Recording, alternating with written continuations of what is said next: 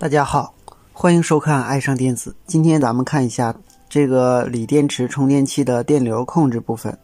首先，这个锂电池电流控制部分呢，它有一个取样电阻，就是这个 0.15 欧的电流取样电阻。然后我们再看这边 0.15 欧的电流取样电阻呢，它的一端是接在我们整机的地上，也就是开关变压器输出的地，另一端呢接在电瓶的负极。这样当我们后极电流大的时候，在这个电阻上就会产生压降。这个电压呢通过导线，通过这端，然后直接加到了我们这边。加到431的阳极呢，是为了响应瞬间大电流。因为当电流过大的时候，阳极电压高，它的控制极电压相对来说就低，它会使光偶导通量会减小，从而使后极的电流更大，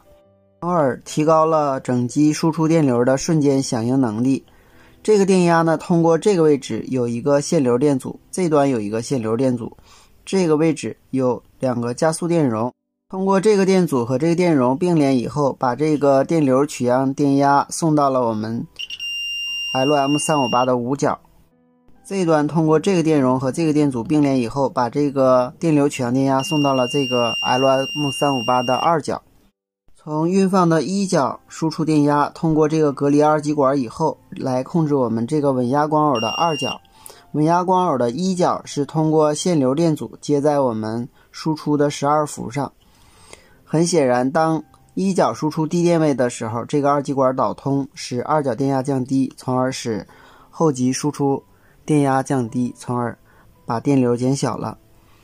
而一角输出高电位的时候，它只受431的控制，而不受我们这个运放的控制。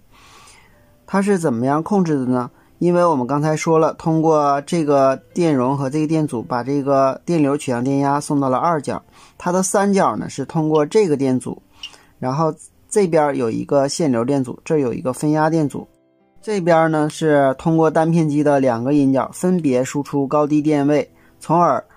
通过这两个限流电阻送到这个位置。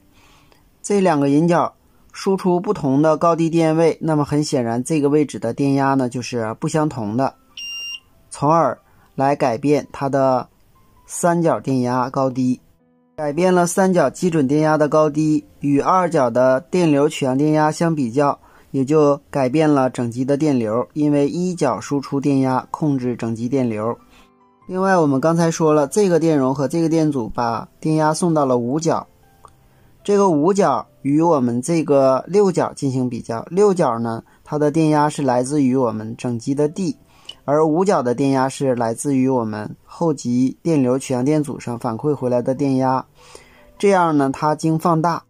因为它的567单元是放大状态，这有一个增益放大的控制电阻，从而从七角输出电压通过限流电阻加到了我们单片机的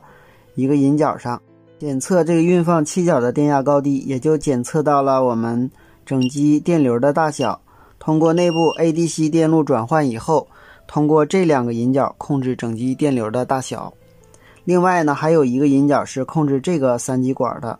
当某种原因电流过大的时候，它会使这个三极管导通，从而使这个电压为0，从而使